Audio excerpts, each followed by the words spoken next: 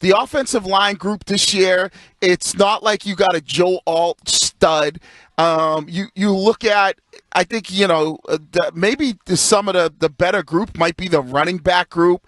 But then why wouldn't you trade down, Wiggy? Like, if you can't get Abdul Carter, because you can get a running back. Move down? Because you can get a running back anywhere. Like, I wouldn't waste my time. No, so I know. That's my point. Is like, let's say you trade down, right? 4? Let's say you trade down from 4 to 7 with Vegas because maybe they want to come up to get a quarterback. 6 or something is Vegas, 7 is the Jets. All right, 6 is Vegas. So I just think we're back to the bill. You're trading down. I take the best player, and if that best player is going to be Travis Hunter, take him. I agree with Wiggy, not in the bill part, but the fact that if you're telling me the draft sucks, so why are we getting a less likely chance at a good player at 17 than we would at 4? Than you would at 4. Right. If the draft stinks. Right. Right. That defies logic to me. But what if you're getting the same player you want at 4 at 6 or 7? Isn't that a good move to then move down? Like, if you think you're being a little too cute. What do you gain from that, going back 2 draft picks? I know. What picks do you gain? Yeah, maybe you pick up a second or a third at minimum. Like, you're going to get a second-round pick for going back 2 spots? Yes, No. Especially if they're coming up for a quarterback, Curtis. Absolutely. Wait. So you're saying the draft sucks. There's nobody that's that great. Yeah, and but they want to move up for a quarterback and go up with a second-round pick. Yeah. If you can get a second-round pick going back 2 spots, Bob's your own. Yes, sir. I'm telling you, like that's what you might be able to Right, get. but Shime, here's the problem. Just like you said, that player being available, when you look at the quarterback position, after Cam Ward and after Shedeur Sanders, and some people don't even have Shedeur, whether it's the kid Jackson Dodd at Ole Miss, like you can still be at 7 and get the quarterback, or 8 or 9 and get the quarterback you want. But not necessarily, right? Like, look at the Jets in particular. If the Jets really want Shedeur Sanders, he's available at 4. He's not making it past the Raiders at 6. So they may need to trade up to get him. Right. And if you can fleece the Jets, take a second-round pick, and still take Will Campbell at 7, who you were going to take at 4 anyways, you're better off. But you would have to say this. You would have to say that Shedeur Sanders isn't the second quarterback to go. No, I would say Shedeur is the second. I'm saying in a scenario where he's available at 4, Wiggy. But he won't be available at 4. If he's How do you know that, though? Because if he's the second best quarterback in the draft, he's gone. That's not necessarily the case. Cleveland's at number 2. They're going to take a quarterback. The Giants are at number 3. They would take a quarterback. So if Shedeur is the second best quarterback in the draft, then let's say the Titans at number 1 take Abdul Carter. But what if the Browns don't take a quarterback, Wiggy? What if they trade Myles Garrett and decide, you know what, I would rather take Abdul Carter or Travis Hunter? Like, that's very possible. But you're saying the Titans are going to take Abdul Carter at number 1. Yeah, and then what if the Browns take the other guy between Hunter and Carter? Then the Giants would take Shedeur at 3. No, they take Cam Ward, and that's what I'm saying. What if Shedeur makes it to 4?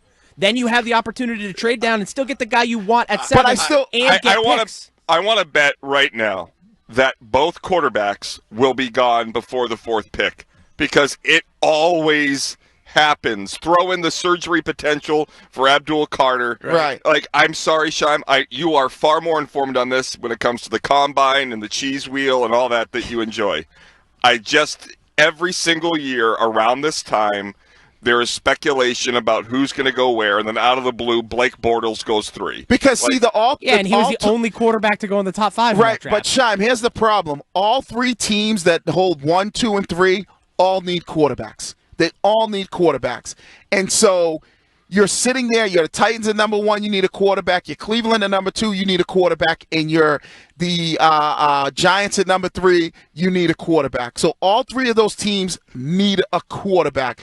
And if you're the New England Patriots, you're either going to get Abdul Carter or Travis Hunter. So stay at 4, because I don't want to run the risk of you dropping down to number 7, and then maybe one of these teams take a Travis Hunter. But what happens, Wiggy, if the Giants get Matthew Stafford tomorrow? Like, then they don't need a quarterback, and that situation again becomes very viable. Like, there are multiple ways this can go with free agency and trades coming up. Like, there's an opportunity here that the New England Patriots may find themselves in a spot where there is going to be a quarterback. Do you think let's say Travis Hunter is going to be available at 7?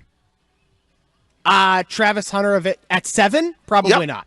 All right. So I don't want Will Campbell. If I have to choose, but I'm saying if the Patriots want Will Campbell, Wiggy. Yeah, but if the Patriots are smart, you take the best available player and the best available. That's it. I'm not taking Travis Hunter though. Like if you're gonna talk about it like that, like I wouldn't take Travis Hunter at 4. I wouldn't do it. But that's how it works. Wiggy, if you were holding a football instead of a baseball, I would listen to your take more. No, but But also, I'm not sure I like Mike Vrabel out there just willy-nilly acting like he has final say in this. That's Elliot Wolf's a sheep in wolf's clothing. I hope they're on the same page. He's the one who has final say on everything. How much do you think Vrabel wants to kick that guy in the nuts? A lot.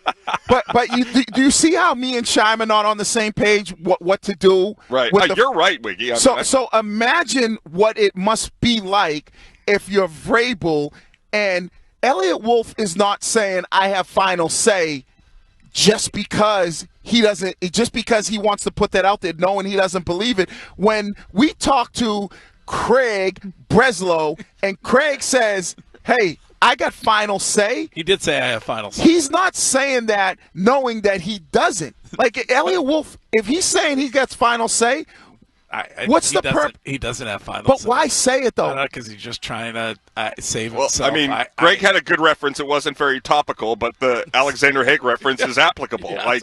There's a vacuum, so I'm going to run out to the microphone, and he can't admit to the world that he doesn't. Because I bet, Wiggs, maybe his contract hasn't been changed. So, like, in a formal matter, he may indeed have a legal right to that proclamation. But the reality is that Vrabel is the guy that is running the football operation, and he is the one who has the most power. This is Nate. Nate, good morning. Oh. Nate has us on hold. We'll say goodbye to Nate. Jason, good morning. Hey, guys. Thanks for taking my call. Of course. So hearing the reports about Patriots being interested in the trenches, so to speak, in free agency.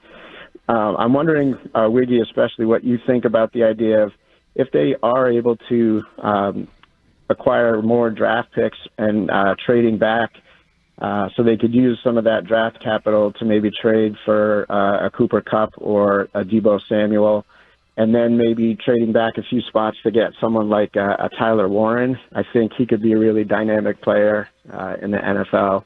So just wondering what you guys think about that idea. The tight end, I like him. I like Tyler Warren. I like him a lot. If you're gonna say, if the Patriots are telling me we're only trading back a couple spots, I actually like the Tyler Warren thing too. I actually like that. I would take Tyler Warren before I would take one of them offensive linemen. I like that. Good job, Colin. But if the Patriots are telling me we're only going to trade back to like 6, 7, or 8, knowing that there's still a chance that they could get that Tyler Warren, who's from Penn State. I don't know if you've seen him, the Penn State tight end. And then say, all right, if we can pick up an extra second-round pick or maybe a third-round pick to use that to get a Cooper Kupp type of player or Deebo Samuel, I don't know, whoever that guy that they're going to trade for, and then we're going to have Cooper Kupp, Tyler Warren. You're going to be so disappointed. Like, I hear all this, and Wiggs, every year we do the same thing. We're like, this is what they need to do. They're going to do it. Right. And then... Because we don't know who's doing it. Right. Get ready for all the fat guys to step off the truck this year. Well, honestly, if they get a great line, that's great. I'm so with But the linemen in this year's draft, like I like to go out and get the free agent offensive lineman. I'm all for that one. Yeah. I'm concerned because I don't know who's calling the shots. Everybody wants to say Vrabel, and I hope it is. Right. But is Elliot Wolf? He seems like a smart guy, so he's that hell bent on going.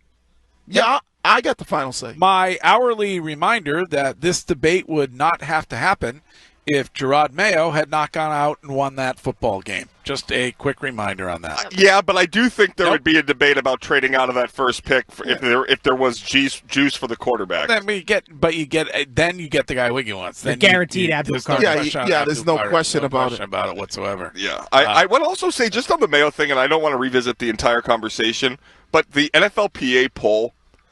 Like, unless those things change, commitment to winning, all that, we've seen Vrabel could be Newt Rockne. Like, it doesn't matter. Like, the organization has to shift. And I saw the Devon Godchow, trade because Vrabel's defense may be different, whatever. That's a ton of cap savings on top of the cap savings. Like, if they trade Devon Godchow, they're going to have like $200 million in cap space. Like, I hear Wiggy, and every year, whether it's with Ken on Saturday or Wiggy here, I hear these very well thought out, or Scheim, like a good plan of how to attack the needs of the team and who to pursue in free agency. And every year since Mac Jones was drafted, they have done nothing. Well, trade-wise, is Vrabel going to be interested in Harold Landry now that they said he can go out and look for somewhere else? BC guy. I could see that. Greg, the problem is you keep saying Vrabel. I don't know if Vrabel has final say. He does. I mean, we say that, but we don't. So why is Elliott Wolf still here, I don't know. still employed, still in a position of power? Yeah. Well, if only we had a chance to talk to the coach of the Patriots sometime soon. Oh, we will. Oh, yes. On this show in just a couple of weeks. Yeah, but he's going to do. Oh, that's good. Yes. That's news. Yes. Very exciting. Yes. Yeah. All right. We are at JetBlue Park.